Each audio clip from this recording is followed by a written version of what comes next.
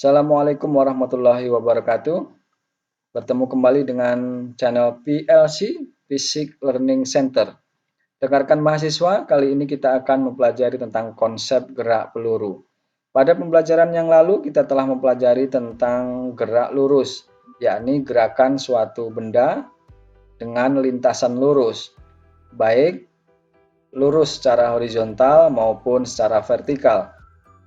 Kita telah meninjau gerakan-gerakan tersebut secara terpisah dalam satu dimensi, baik dimensi horizontal pada sumbu X maupun dimensi vertikal pada sumbu Y. Dan kita juga telah mempelajari bahwa benda yang bergerak lurus tersebut dapat memiliki kecepatan tetap maupun kecepatan yang berubah, sehingga kita telah mengenal istilah gerak lurus beraturan dan gerak lurus berubah beraturan. Kali ini kita akan mempelajari lintasan gerak yang memiliki komponen pada sumbu X maupun komponen pada sumbu Y, sehingga gerakan ini melibatkan gerak dua dimensi. Di sebelah kanan terdapat sebuah meriam yang berisi peluru-peluru yang dapat ditembakkan dengan sudut elevasi tertentu. Mari kita langsung saja menembakkan meriam ini dan kita akan mengamati bagaimana lintasan dari gerak peluru meriam ini.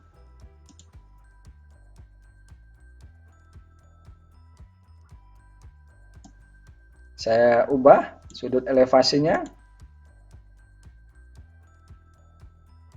Sekali lagi, dengan sudut elevasi yang berbeda. Rekan-rekan, kita bisa melihat lintasan dari peluru ini tentu saja mengikuti persamaan parabolik, sehingga gerak ini juga sering disebut sebagai gerak parabola. Kita dapat melihat bahwa posisi setiap saat dari peluru ini dapat diproyeksikan pada sumbu X maupun pada sumbu Y.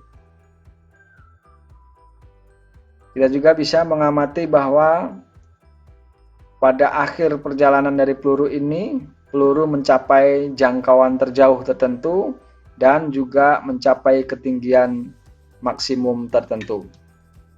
Rekan-rekan mahasiswa, gerak peluru ini pertama kali telah dipelajari dan dideskripsikan secara akurat oleh Galileo, sehingga kita dapat mempelajarinya dengan lebih mudah. Rekan-rekan, agar lebih mudah memahami gerak peluru, mari kita amati gambar ini. Menunjukkan sebuah bola kecil yang berguling jatuh dari sebuah meja dengan kecepatan awal v0x dengan arah horizontal. Tentu saja gerak dimulai pada T sama dengan 0 di titik awal dari sistem koordinat XY. Pada posisi ini X0-nya sama dengan 0 dan Y0-nya juga sama dengan 0. Kita lihat bola ini akan jatuh dan mengikuti lintasan gerak peluru. Rekan-rekan, untuk gerak ini Galileo meramalkan bahwa sebuah benda yang dilepaskan dengan arah horizontal, katakanlah bola yang berguling ini tadi, akan mencapai lantai pada saat yang sama dengan sebuah benda yang dijatuhkan secara vertikal. Artinya bahwa waktu yang dibutuhkan oleh bola untuk mencapai titik akhir melalui lintasan ini akan sama dengan waktu yang dibutuhkan untuk gerak jatuh bebas dari titik ini mencapai dasar meja.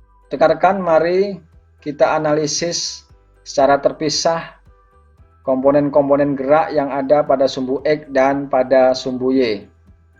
Kita lihat terlebih dahulu pada sumbu X. Yang pertama, kecepatan awal dalam arah horizontal atau V0x tidak sama dengan 0. Jelas bola berguling dari sini dengan kecepatan awal, yakni kecepatan pada sumbu X sebesar V0x. Kecepatan horizontal setiap saat adalah sama besar, yaitu Vx sama dengan V0x. Kalau kita amati pada gambar vektor kecepatan pada sumbu X, kita lihat bahwa panjang dari vektor kecepatan pada sumbu X ini pada setiap posisi sama panjang. Ya. Kita lihat mulai dari awal di sini V0-nya, kemudian Vx di sini, Vx, panjang dari vektor ini sama. Ini menunjukkan bahwa besar kecepatan pada sumbu X adalah konstan, yakni sebesar V0x. Berikutnya, percepatan pada arah horizontal AX sama dengan 0. Karena pada arah horizontal ini, bola tidak mengalami perubahan kecepatan, atau dengan kata lain, kecepatan konstan, maka pada arah sumbu X ini bola tidak memiliki percepatan. AX sama dengan 0. Perpindahan atau jarak horizontal maksimum yang dapat dicapai oleh bola, yakni dihitung dari dasar meja ini ke sebelah kanan ke titik akhir atau ke posisi akhir bola, dapat kita tentukan dengan persamaan gerak lurus beraturan. X sama dengan Vx dikali T, di mana Vx sama dengan V0x, sehingga persamaan X sama dengan V0x dikali T. Dari persamaan satu ini kita bisa melihat bahwa pada komponen sumbu X, gerak peluru ini memiliki bentuk gerak lurus beraturan, yakni gerak dengan kecepatan konstan. Sekarang mari kita analisis komponen gerak pada sumbu Y. Kecepatan awal dalam arah vertikal V0Y sama dengan 0. Kalau pada arah horizontal atau arah sumbu X, bola yang menggelinding tadi di bibir meja ini memiliki kecepatan V0x. Sementara itu, kecepatan pada arah sumbu Y atau arah vertikal sama dengan 0. Dengan kata lain, pada titik ini, bola tidak memiliki percepatan awal pada sumbu Y. Selanjutnya, kalau kita lihat selama peluru menempuh lintasan gerak peluru ini, vektor dari kecepatan pada sumbu Y, Vy, mengalami perubahan dari pendek menjadi agak lebih panjang lagi, dan lebih panjang lagi. Ini menunjukkan bahwa besar kecepatan pada sumbu Y dalam setiap posisi ini mengalami perubahan, yakni semakin lama semakin cepat akibat pengaruh gaya gravitasi bumi. Karena kecepatan pada sumbu Y terus berubah, yakni bertambah besar, berarti dalam hal ini benda mengalami percepatan pada arah vertikal.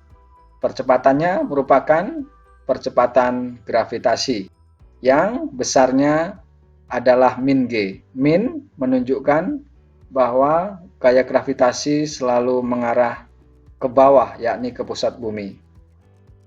Kecepatan vertikal bola pada setiap posisi dapat dihitung dengan menerapkan persamaan gerak lurus berubah beraturan. Vy sama dengan V0y min GT. Min ini mengingat bahwa gravitasi selalu berarah ke bawah. Karena pada gerakan ini, bola tidak memiliki kecepatan awal pada sumbu Y, maka V0y-nya sama dengan 0, sehingga persamaannya menjadi Vy sama dengan min GT. Sementara itu, tentu saja pada setiap posisi ini, perpindahan bola pada sumbu vertikal juga akan mengalami perubahan, dan kita dapat menentukan atau menghitung perubahan vertikal dari bola ini dengan persamaan GLBB, Y sama dengan Y0 plus V0YT plus setengah min GT kuadrat. Y0 di posisi ini adalah 0, kemudian V0Y sama dengan 0, sekali lagi bahwa pada gerakan ini bola tidak memiliki kecepatan awal pada sumbu Y, sehingga perpindahan vertikal benda dapat dinyatakan dalam persamaan Y sama dengan min setengah GT kuadrat. Karena posisi akhir berada di bawah dari posisi awal, maka Y-nya menjadi min Y, sehingga persamaan dapat kita tuliskan min Y sama dengan setengah min GT kuadrat. Sama dengan 2-nya ke sini, min 2Y min GT kuadrat. Sehingga T sama dengan akar dari 2Y per G. Persamaan 2 ini menunjukkan waktu tempuh bola sejak lepas dari meja hingga mencapai tanah. Jadi T sama dengan akar 2Y per G ini merupakan waktu tempuh bola dari posisi awal ini hingga mencapai posisi akhir di sini. Nah, waktu tempuh dari posisi sini ke posisi ini melalui lintasan peluru ini akan sama dengan waktu jatuh bebas bola dari titik ini ke dasar meja, dan akan juga sama dengan waktu yang dibutuhkan oleh benda untuk bergerak dari sini ke titik ini secara horizontal. Dengan demikian, jarak tempuh atau perpindahan horizontal yang dicapai oleh bola dapat ditentukan dengan menggabungkan persamaan 1 dan persamaan 2 yang telah kita peroleh tadi, yakni X sama dengan V0X kali T. T-nya kita masukkan persamaan ini. Akan diperoleh X sama dengan V0X dikali akar 2Y per G. Agar lebih mudah memahami persamaan ini, mari kita lihat sebuah contoh persoalan. Seorang pemain pengganti, stuntman, mengendarai sebuah motor yang melaju melompat dari atas tebing dengan tinggi 50 meter. Seberapa cepat motor tersebut harus meninggalkan tebing jika harus mendarat di daratan rata di bawahnya yang berjarak 90 meter dari kaki tebing? Rekan-rekan, mari kita pecahkan persoalan tersebut mengikuti beberapa tahapan. Tahap pertama, kita buat sketsa gambar yang dapat merepresentasikan permasalahan, yakni stuntman berada di sini melompat dengan motornya sehingga gerakannya mengikuti gerak peluru, dan posisi akhir berada di sini, yakni berada pada jarak 90 meter dari dasar tebing. Karena posisi akhir dari pemain ini berada di bawah, jika ditinjau dari posisi awal, maka ketinggian dari tebing ini dapat kita tuliskan sebagai Y sama dengan min 50 meter. Pertama, mari kita tentukan waktu yang dibutuhkan oleh stuntman tersebut untuk mencapai dasar tebing menggunakan persamaan yang telah kita peroleh sebelumnya, yakni T sama dengan akar 2Y per G. 2 dikali min 50 meter dibagi min 9,8 meter per sekon kuadrat. Hasilnya adalah 3,19 kon. Jadi waktu yang dibutuhkan oleh stuntman untuk melompat dari posisi ini ke titik akhir ini adalah 3,19 kon. Setelah waktu yang dibutuhkan dapat kita temukan, maka langkah berikutnya kita dapat menghitung kecepatan awal pada sumbu X dengan persamaan X sama dengan V0X kali T. V0X sama dengan X per T. Kita bisa langsung memasukkan X-nya 90 meter, T-nya 3,19 kon, sehingga diperoleh kecepatan awal pada sumbu X ini yakni sebesar 28,2 meter per sekon. Rekan-rekan, selanjutnya mari kita lihat ketika peluru ditembakkan dengan kecepatan V0 membentuk sudut elevasi tertentu terhadap sumbu horizontal. Lintasan dari gerak peluru dilukiskan dalam gambar ini. terdapat beberapa hal yang harus kita perhatikan. Yang pertama, pada titik awal peluru, X0-nya sama dengan 0, Y0-nya sama dengan 0, dan T-nya sama dengan 0. Yang kedua, kecepatan awal pada sumbu X adalah V0X, yakni V0 cos theta. Ini vektor kecepatan awalnya V0, maka proyeksinya pada sumbu X adalah V0X sebesar V0 cos theta, dan pada sumbu Y sebesar V0Y, yakni V0 sin theta. Kecepatan pada sumbu X konstan. Nah, sama seperti pembahasan sebelumnya pada gerak parabola atau gerak peluru ini, kecepatan pada sumbu X setiap saat adalah sama besar. Kita bisa melihat dari panjangnya vektor kecepatan Vx di setiap saat ini sama, baik ketika peluru mengalami pergerakan menuju Y max maupun pada saat peluru bergerak menurun menuju titik akhir, sehingga kecepatan pada sumbu X ini nilainya konstan sebesar Vx sama dengan V0 cos theta.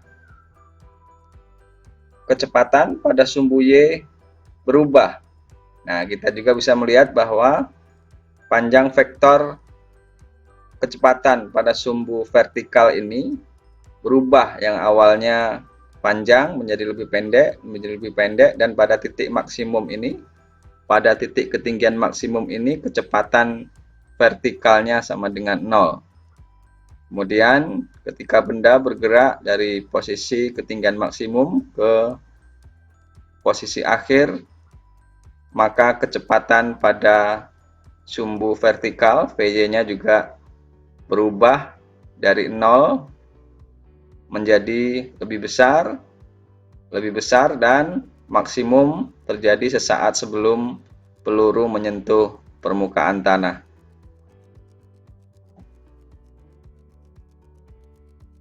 Persamaan yang dapat digunakan untuk menentukan kecepatan vertikal di setiap saat adalah Vy sama dengan V0Y min Kt.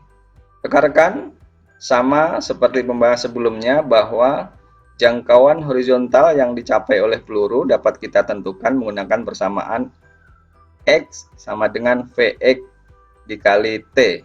Ini ya, ini adalah jangkauan maksimumnya dari titik awal ke titik akhir pada sumbu X, di mana Vx itu sendiri nilainya selalu konstan sebesar V0x, dan V0x-nya merupakan V0 cos theta, sehingga jangkauan horizontal peluru X sama dengan V0 cos theta dikali T.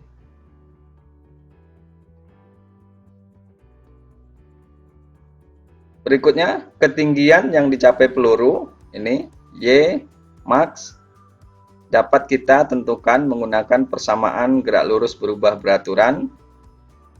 Y sama dengan Y0 plus V0YT min setengah GT kuadrat. Mengingat Y0-nya sama dengan 0, sehingga persamaannya hanya Y sama dengan V0YT min setengah GT kuadrat. Rekan-rekan, setelah kita memahami komponen-komponen gerak peluru pada sumbu X dan sumbu Y, mari kita jawab beberapa pertanyaan. Yang pertama, pada sudut theta berapa jangkauan horizontal maksimum X max akan diperoleh? Nah, sebelum kita menurunkan persamaan untuk menentukan jangkauan horizontal maksimum, mari kita lakukan percobaan untuk menyelidiki pada sudut theta berapa jangkauan horizontal maksimum akan dicapai oleh peluru. Dalam percobaan ini kita buat massa pelurunya adalah konstan, kita bisa pilih dengan massa tertentu.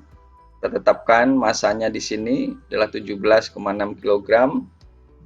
Kemudian kecepatan awalnya juga tetap, kita bisa pilih misalkan kita buat 16 meter per sekon kecepatan awalnya, sehingga variabel massa dan kecepatan awal ini merupakan variabel kontrol, yakni variabel yang nilainya kita jaga konstan. Sementara pada percobaan ini,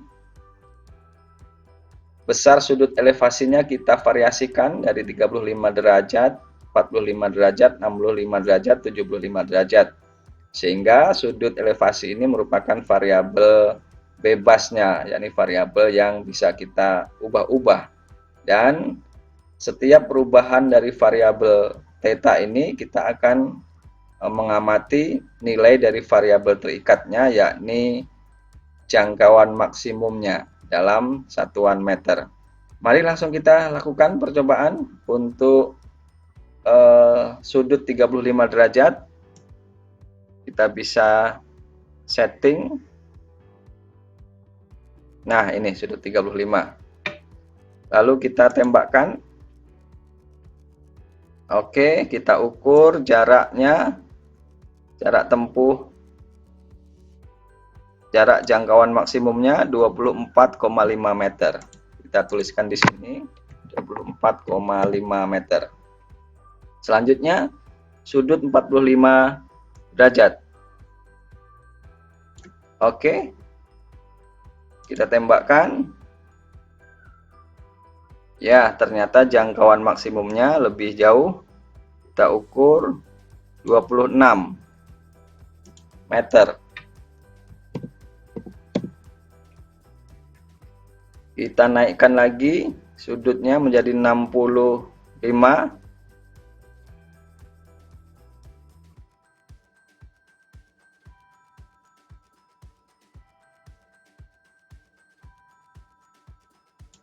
Oke.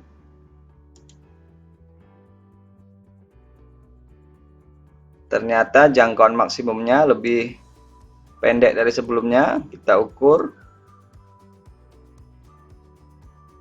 Ini sekitar 20 meter.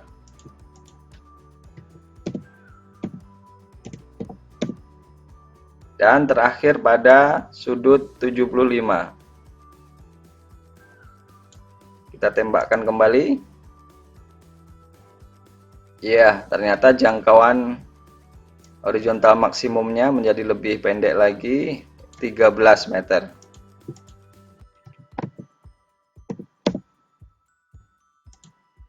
Dari data ini kita bisa melihat bahwa jangkauan horizontal maksimum sejauh 26 meter diperoleh pada sudut 45 derajat.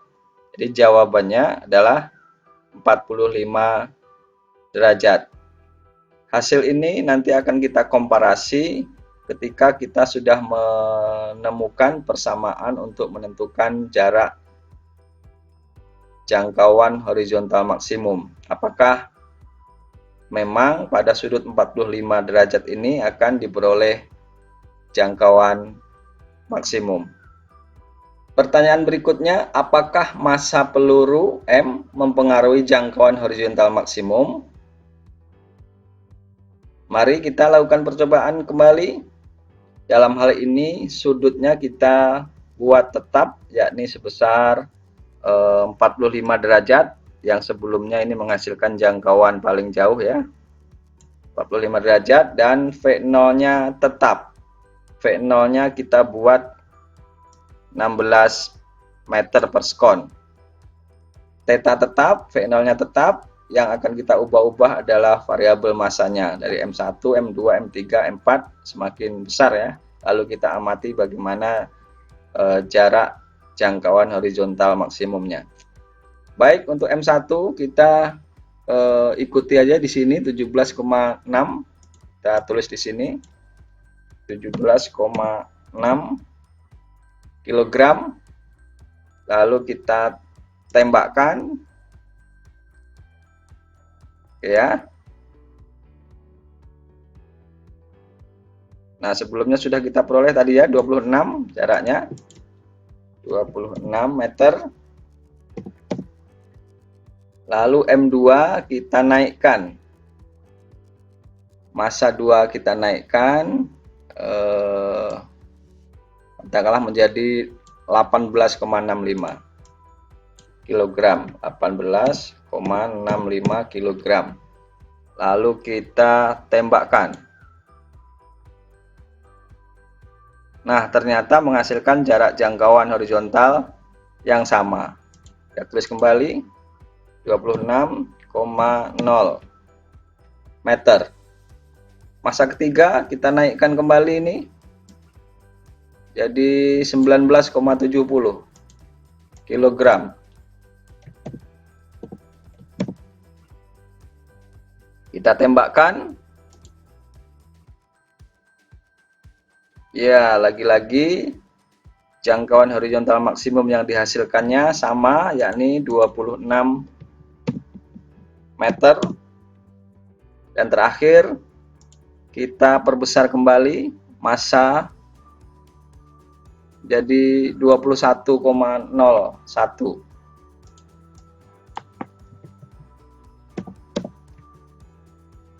Kita tembakkan kembali.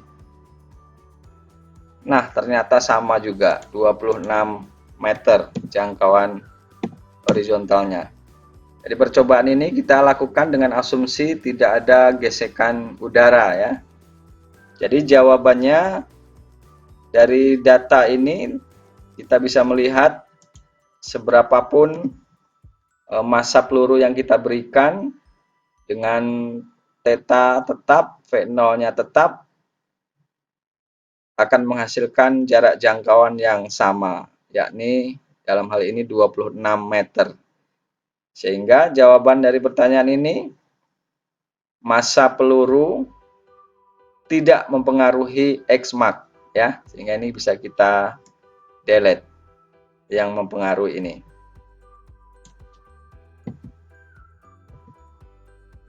Kesimpulannya, massa peluru tidak mempengaruhi jarak horizontal maksimum yang dicapai oleh peluru. Pertanyaan C, apakah kecepatan awal V0 peluru mempengaruhi jangkauan horizontal maksimum yang dapat ditempuh peluru? Lagi-lagi kita akan melakukan pengujian untuk menyelidiki apakah kecepatan awal mempengaruhi X-max. Dalam percobaan ini kita buat theta dan M-nya tetap. Jadi variabel yang divariasikan adalah kecepatannya ya, kecepatan awalnya.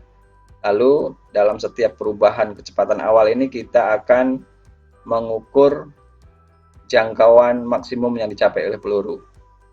Yang pertama mungkin kita buat V0-nya 10 meter per sekon.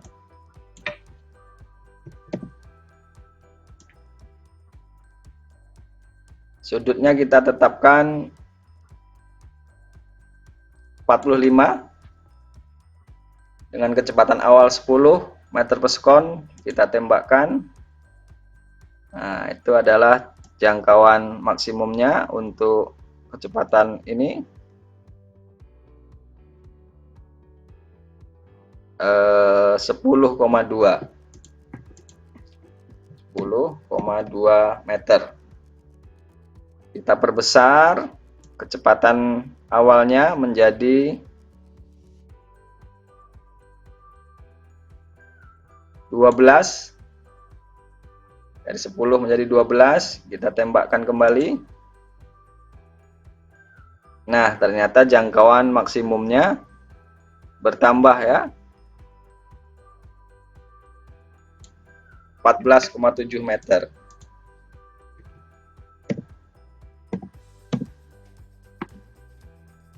Kita naikkan kembali kecepatan awalnya menjadi 14 meter per sekon. Kita tembakkan. Lagi-lagi jangkauan horizontalnya mengalami peningkatan jadi 20 meter. Terakhir, kita naikkan lagi menjadi 16 meter per sekon. Kita tembakkan. Dan ternyata menghasilkan jangkauan yang lebih jauh, 26,1 meter. Oh, tadi belum kita catat. Di sini 12 ya. Di sini 14. Di sini 16. Dari data ini kita bisa melihat bahwa semakin besar kecepatan awal yang kita berikan, maka akan menghasilkan jarak jangkauan horizontal yang akan semakin besar pula. Dengan demikian, jawaban dari pertanyaan ini adalah bahwa kecepatan awal mempengaruhi X-max peluru. Nanti kita akan lihat setelah melakukan penurunan persamaan X-max, apakah memang variabel V0 di sana akan muncul dalam persamaan tersebut. Rekan-rekan mahasiswa, pertanyaan berikutnya adalah berapa waktu yang dibutuhkan untuk mencapai jangkauan horizontal maksimum. Jadi berapa waktu yang dibutuhkan oleh peluru untuk bergerak dari titik awal ini ke titik akhir ini, ya, untuk menempuh lintasan peluru ini. Yang besarnya juga sebenarnya sama dengan waktu yang dibutuhkan untuk peluru bergerak dari titik ini secara horizontal mencapai titik ini, titik maksimum. Rekan-rekan, setelah peluru mencapai X-max, setelah peluru mencapai posisi akhir ini, peluru akan kembali pada ketinggian semula, yaitu Y sama dengan 0. Jadi ketika peluru telah berada di posisi akhir ini, kita lihat pada sumbu Y tidak terjadi perubahan posisi, ya. Sama-sama 0, Y awalnya 0, Y akhirnya 0. Perubahan posisi hanya terjadi pada sumbu X, ya, di sini. Sehingga kita bisa menuliskan persamaan posisi untuk sumbu Y. Y sama dengan Y0 plus V0 YT min setengah GT kuadrat. Y-nya adalah 0, Y0-nya juga 0, akan menghasilkan persamaan akhir V0 YT min setengah GT kuadrat sama dengan 0. T-nya dapat kita keluarkan menjadi dalam kurung V0 Y min setengah GT untuk kurung dikali T sama dengan 0. Jadi ada dua penyelesaian persamaan dengan bentuk seperti ini. Yang pertama kita bisa mengambil suku sebelah kanan ini T sama dengan 0 dan berikutnya adalah V0 Y min setengah GT ini sama dengan 0. Nah ini T sama dengan 0 ini berhubungan dengan saat awal penembakan. Jadi T0 ini bukan waktu yang diperlukan untuk mencapai X-max, melainkan T kondisi saat awal peluru sebelum ditembakkan, yaitu T sama dengan 0 di sini. Kemudian solusi yang kedua, V0 Y min setengah GT sama dengan 0, ya. Dari sini kita bisa mendapatkan T sama dengan 2 V0 Y per G sama dengan 2 V0 sin theta per G. Nah, T inilah yang merupakan waktu yang dibutuhkan peluru untuk bergerak dari posisi awal ini hingga mencapai posisi akhir. Waktu yang dibutuhkan untuk mencapai jangkauan maksimumnya. Selain itu, sebenarnya kita juga dapat menentukan waktu yang dibutuhkan untuk gerak peluru ini dengan cara lain.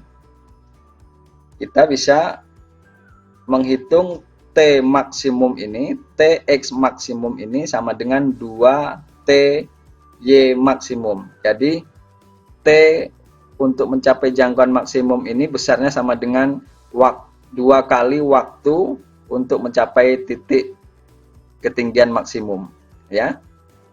Kita lihat bahwa waktu dari posisi ini ke puncak ini akan sama dengan waktu dari puncak ini menuju titik akhir ini. Dengan kata lain bahwa T yang dibutuhkan untuk jangkauan maksimum ini adalah 2 kali dari T yang dibutuhkan untuk mencapai ketinggian maksimum. Dengan demikian kita harus mencari dulu waktu untuk ketinggian maksimumnya. Kita gunakan persamaan kecepatan pada sumbu Y, VY sama dengan V0 Y min GT sama dengan V0 sin theta min GT. Ingat bahwa pada Y max ini VY-nya sama dengan 0. Sehingga kita bisa masukkan VY di sini sama dengan 0.